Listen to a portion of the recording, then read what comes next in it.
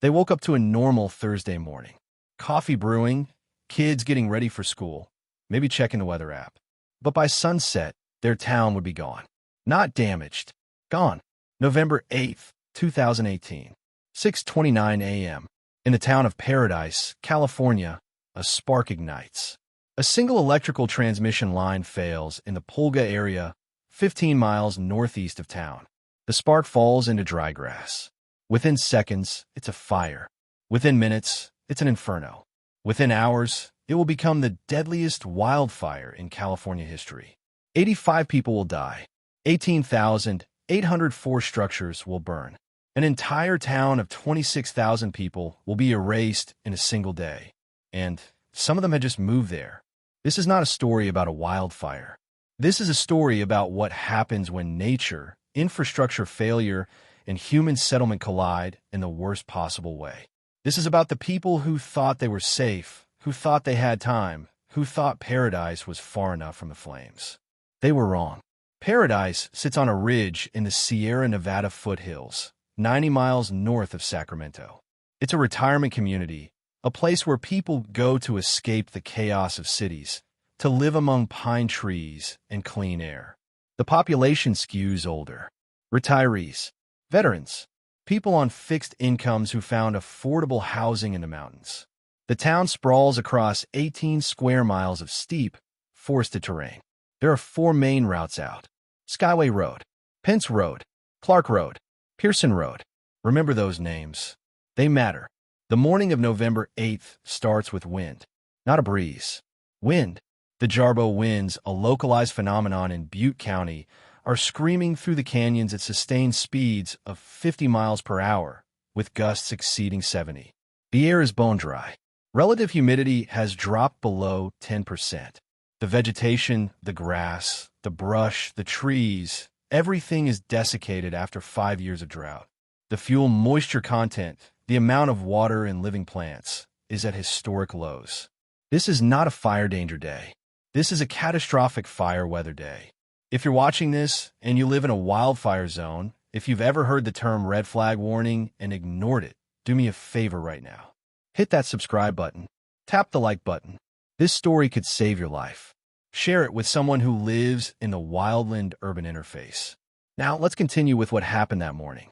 At 6:29 a.m., PG&E transmission line 115 kilovolt Caribou-Palermo, a high-voltage power line built in 1921, fails near the town of Pulga.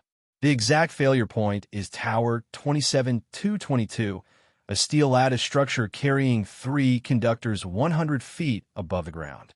One of the conductors, the wire carrying electricity, separates from the tower. It's not a clean break. The wire doesn't fall straight down. It arcs, sparking, swinging in the wind. When it contacts vegetation or the ground, it ignites.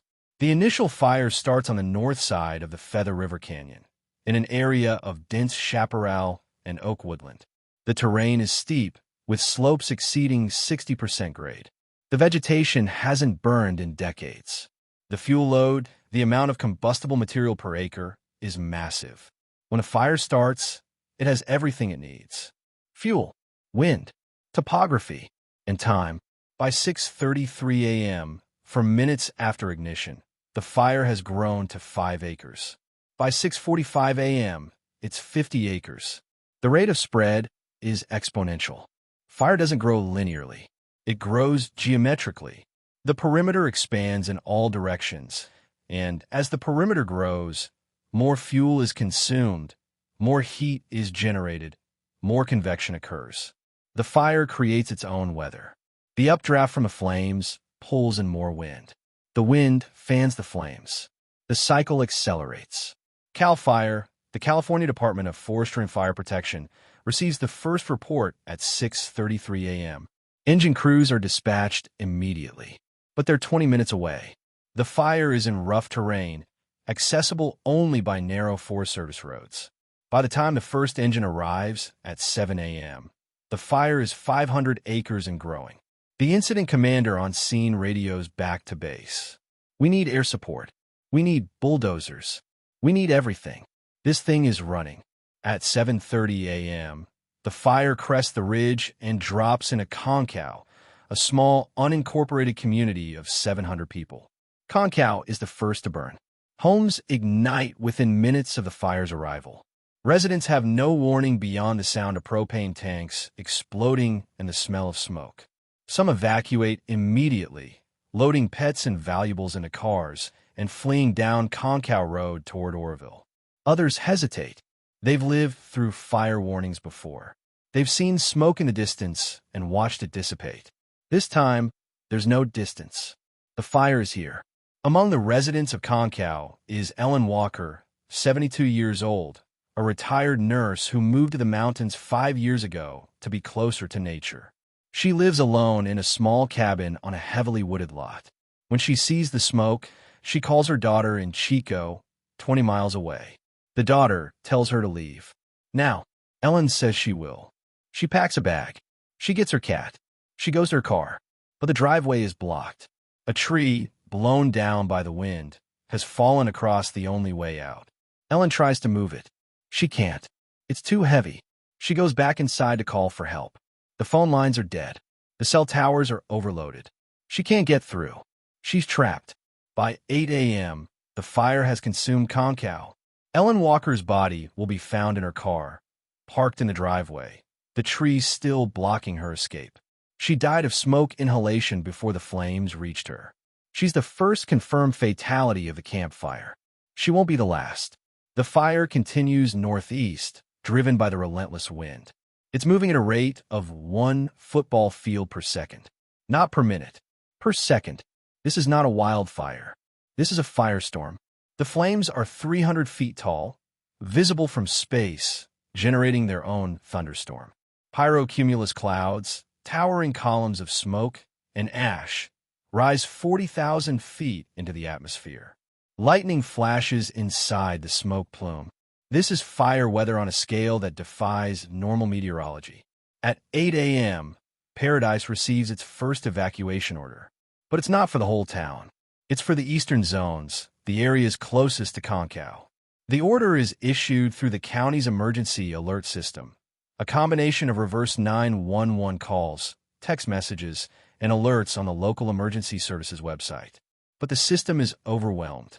Thousands of people are trying to access information simultaneously. The website crashes. The phone lines jam. Many residents never receive the alert. In Paradise, people wake up to smoke. Not distant smoke on the horizon, but thick, choking smoke rolling through the streets like fog. The sky is dark. At 8:30 in the morning, it looks like dusk. Ash is falling like snow. Some people assume it's a brush fire, something the fire department will handle. They go about their morning routines. They make breakfast. They get ready for work. They don't know that in 30 minutes, their neighborhood will be on fire. Rachel Martinez, 34, moved to Paradise 6 months ago. She's a single mother with 2 kids, ages 6 and 9. She works as a medical assistant at a clinic in Chico, a 30-minute commute down the ridge. She chose Paradise because the rent was affordable and the schools were decent. Her kids love it here. They've made friends. They ride their bikes in the neighborhood. It feels safe. On the morning of November 8th, Rachel is getting the kids ready for school when her neighbor pounds on the door. We need to go. Now, the fire is coming. Rachel looks outside. She sees smoke, but no flames. She hesitates. Her neighbor doesn't. He's already in his truck, engine running, wife and kids inside. He yells at Rachel, "If you don't leave now, you won't make it." Rachel makes a decision. She grabs her kids, her purse, and her phone.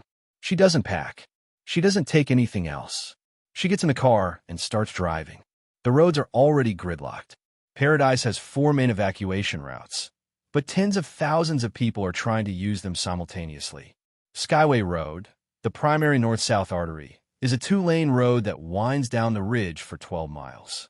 On a normal day, it takes 20 minutes. Today, it takes 4 hours. If you make it at all. Rachel Martinez gets on Skyway heading south. The traffic is stop and go. More stop than go. She can see flames now on both sides of the road, maybe 100 yards away. The smoke is so thick she can barely see the car in front of her. Her kids are crying in the back seat. She's trying to stay calm, trying to tell them it's going to be okay, but she doesn't know if that's true. The car in front of her stops. She stops. They sit there. Minutes pass. The flames get closer. She can feel the heat through the windows. The kids are screaming now. She puts the car in park, gets out, and walks up the line of traffic to see what's blocking the road. What she finds is chaos. Cars are abandoned in the middle of the street. Some have run out of gas. Others have mechanical failures. Some drivers simply panicked and fled on foot. The abandoned vehicles create choke points, narrowing the road, forcing traffic to merge into a single lane. People are getting out of their cars, trying to push the abandoned vehicles to the side, but there's no room. The road is on a narrow ridge. On one side is a steep embankment. On the other is a cliff. There's nowhere to move the cars. They're stuck. Rachel runs back to her car. She grabs her kids and starts walking. They leave everything behind. The car, their belongings, everything. They join a stream of people walking down Skyway. Hundreds of them, maybe thousands, fleeing on foot. The smoke is so thick it's hard to breathe. People are coughing, gagging, covering their faces with shirts and scarves. Some collapse. Others help them up. Strangers carry children who can't walk. An elderly man in a wheelchair is pushed by someone he's never met. This is survival. This is humanity at its most desperate and most beautiful. By 9 a.m., the fire has entered Paradise city limits. It doesn't creep in gradually. It explodes. Entire blocks ignite simultaneously. The mechanism is not direct flame contact. It's embercast. The fire generates millions of embers, glowing fragments of wood and vegetation carried aloft by the convection column. These embers travel miles ahead of the main fire front, landing on roofs, in gutters, on dry lawns. When they land, they ignite. A single ember on a wooden roof can start a structure fire in seconds. And there are millions of embers. Paradise is not built to resist fire. Most of the structures are wood frame construction with composition roofs. The vegetation, pine trees and dry grass, grows right up to the houses. There are no defensible spaces, no fire breaks, no buffer zones. The wildland-urban interface, the area where human development meets undeveloped wildland, is everywhere. Every house is in the interface. When the embers land, the town ignites. The fire spread from structure to structure, house to house, block to block. It's not a wildfire anymore. It's an urban conflagration. The heat is so intense that windows explode before the flames arrive. Cars parked in driveways ignite spontaneously. Propane tanks rupture and explode, sending fireballs 50 feet into the air. The sound is constant, a roar punctuated by explosions and the crash of collapsing buildings. It's the sound of a town dying. Before we go any further, I need you to understand something. This wasn't just bad luck. This was predictable, preventable. If you care about holding systems accountable, if you care about making sure this doesn't happen again, then subscribe to this channel. Hit that like button. Share this video. Let's make sure the lessons from Paradise aren't forgotten. Now, let's continue with what happened next. By 10 a.m., the entire town of Paradise is under mandatory evacuation. But the order comes too late. The roads are impassable. The fire has cut off multiple evacuation routes. Skyway is gridlocked. Pence Road is blocked by fallen trees and abandoned vehicles. Clark Road is on fire. People are trapped, not by choice, but by circumstance. They want to leave. They can't. The infrastructure has failed. At the Feather River Hospital, a 60-bed acute care facility in the heart of Paradise, staff are evacuating patients. The hospital received the first evacuation order at 8:30 a.m. They have 67 patients, some ambulatory, some bedridden, some on ventilators. The plan is to move everyone to hospitals in Chico and Oroville. But the ambulance system is overwhelmed. There aren't enough vehicles.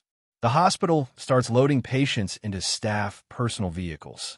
Nurses drive patients down the mountain in their own cars. It's improvised, unorthodox, and it saves lives. But not everyone makes it out. By 10:30 a.m., flames surround the hospital. The staff makes the decision to shelter in place. They move the remaining patients, about 20 people, into an interior wing. They close the fire doors. They wait. The hospital is concrete and steel, more resistant to fire than would frame houses. But the heat is overwhelming. The windows crack. Smoke seeps in. The staff uses wet towels to seal the doors. They keep the patients calm. They wait for rescue. The rescue comes from Cal Fire. A strike team of 5 fire engines fights its way up Pence Road, pushing through flames and debris to reach the hospital. They create a safety zone, hosing down the building and the immediate area. At 2 p.m., the evacuation resumes. The remaining patients are loaded into fire engines and ambulances and driven down the mountain through a tunnel of fire. Every patient survives. Every staff member survives. It's a miracle of coordination and courage. But across Paradise, others are not so fortunate. By noon, the death toll is mounting. Bodies are found in cars, in houses, on streets. Some died of smoke inhalation. Others burned. Some died trying to escape, caught in the traffic gridlock when the flames overtook them. Others died in their homes, unable or unwilling to evacuate. Among the dead is David Marbury, 66, a Vietnam veteran who lived alone in a small house on Billy Road. David had mobility issues. He used a walker. When the evacuation order came, he tried to leave, but his car wouldn't start. He called a neighbor, asking for a ride. The neighbor said he would come back for him after getting his own family out. The neighbor never made it back. The road was blocked. David's body was found in his living room, next to his walker. He died waiting for help that never came. There's Victoria Campbell, 75, and her husband Paul, 80.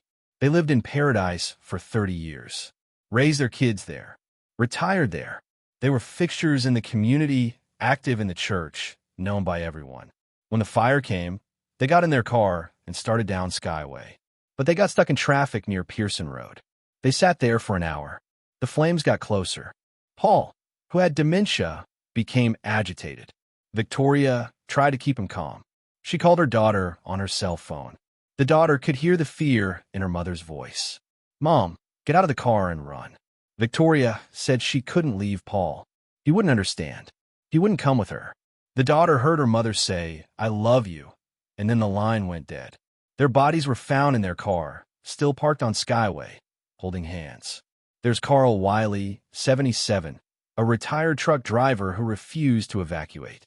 He told his son on the phone that he'd lived through fires before, that he knew how to protect his house, that he'd be fine. He wasn't.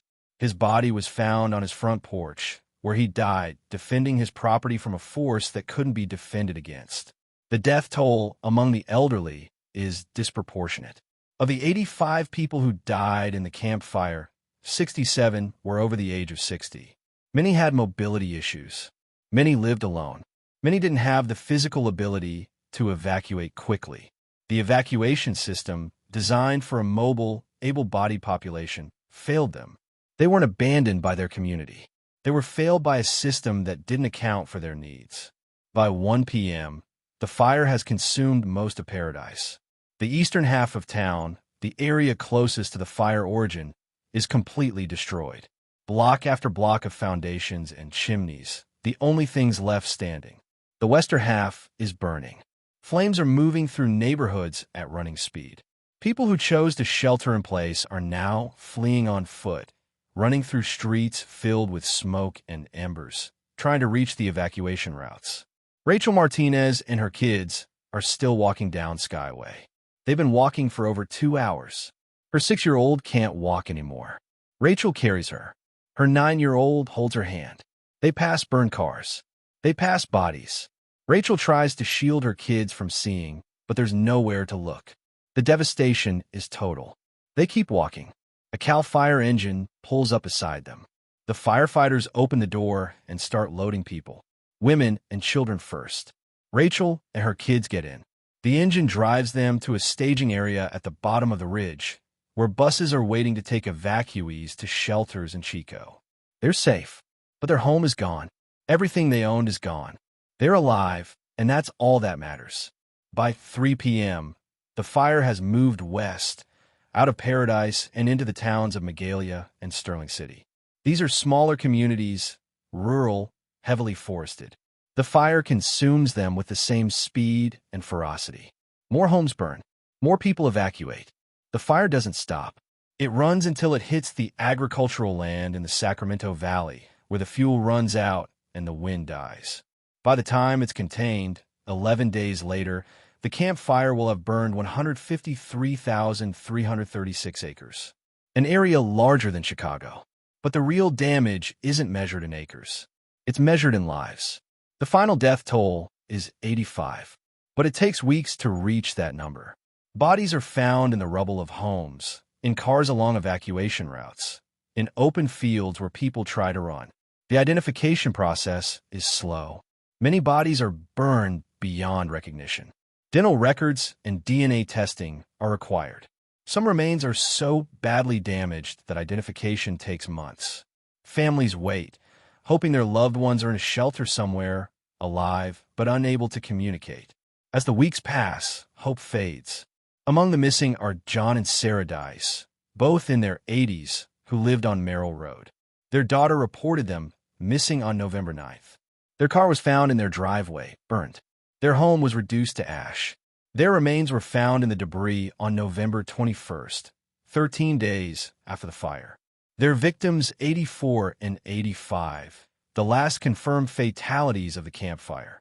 But the toll isn't just the dead. It's the survivors. 26,000 people lived in paradise on November 7th. By November 9th, the town is empty. Gone. The entire population displaced. Some go to shelters. Some go to hotels. Some stay with relatives in other towns. Some live in tents in Walmart parking lots, unable to find or afford housing. The displacement is total and immediate. Paradise becomes a ghost town overnight. The economic damage is staggering. 18,804 structures destroyed, including 13,972 homes, 528 commercial buildings, and 4,293 other structures. The insured losses exceed $10 billion, making the campfire the most expensive natural disaster in California history at the time. But those numbers don't capture the true cost. The cost of lost livelihoods, the cost of shattered communities, the cost of trauma that will last generations. The cause of the fire is eventually determined. PG&E's transmission line failed due to worn equipment. Tower 27 of 222, built in 1921, was 97 years old. The hook that held the conductor had worn down over decades of use. On the morning of November 8th, in high winds, the hook failed. The conductor separated and sparked. The spark ignited the fire that destroyed Paradise.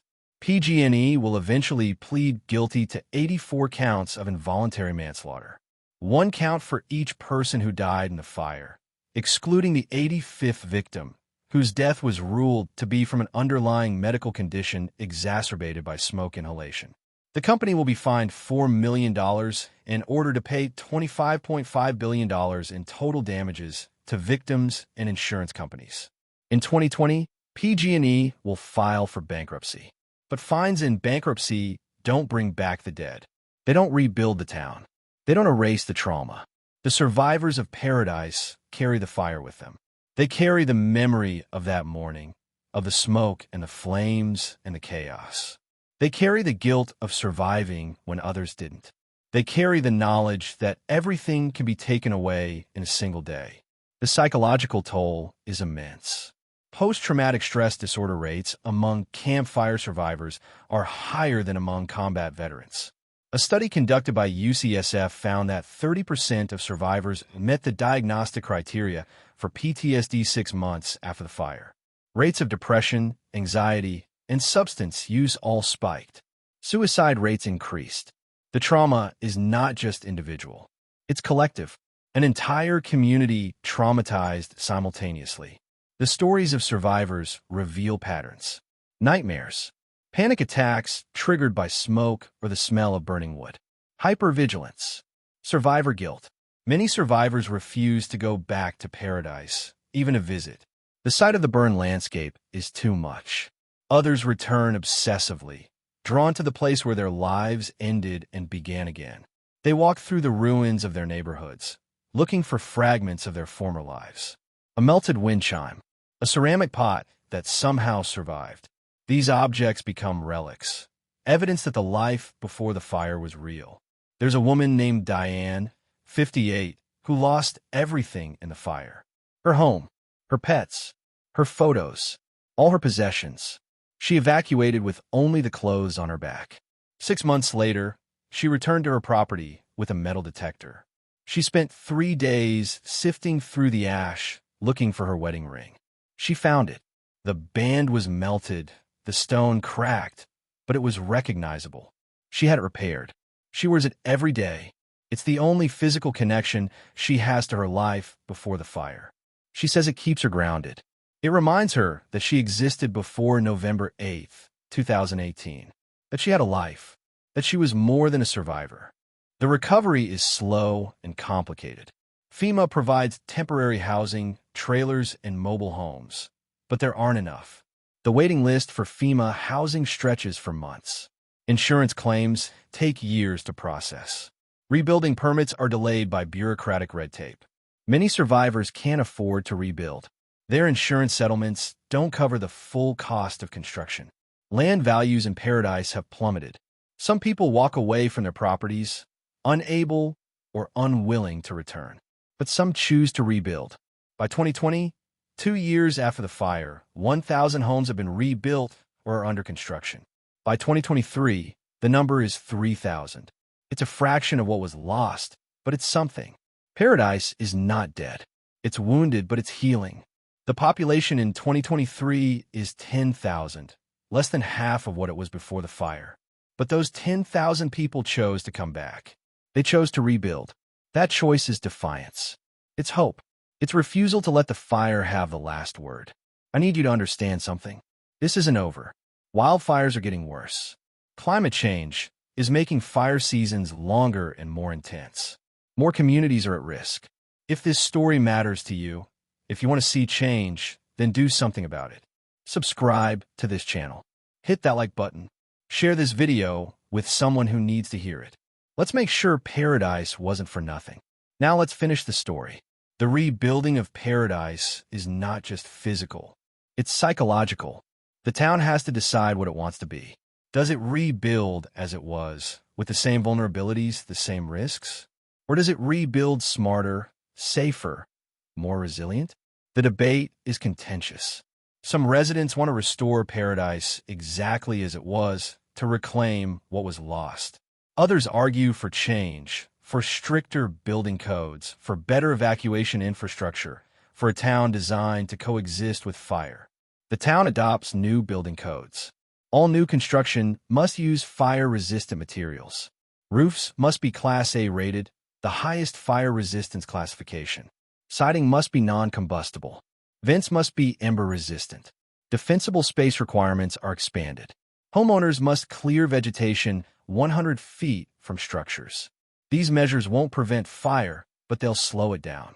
They'll give people time to evacuate. They'll give firefighters a chance to defend homes. The evacuation infrastructure is upgraded. Skyway Road is widened in some areas. New evacuation routes are created. Emergency alert systems are overhauled. The county invests in a new mass notification system that can reach residents through multiple channels simultaneously. The goal is to eliminate the communication failures that contributed to the death toll in 2018. But the most significant change is cultural. Paradise residents now take fire seriously. Red flag warnings are not ignored. Evacuation orders are followed immediately. Go bags, emergency kits containing essentials for rapid evacuation, are standard. Families have evacuation plans. They practice them. The complacency that existed before November 8th, 2018 is gone. It died with the town.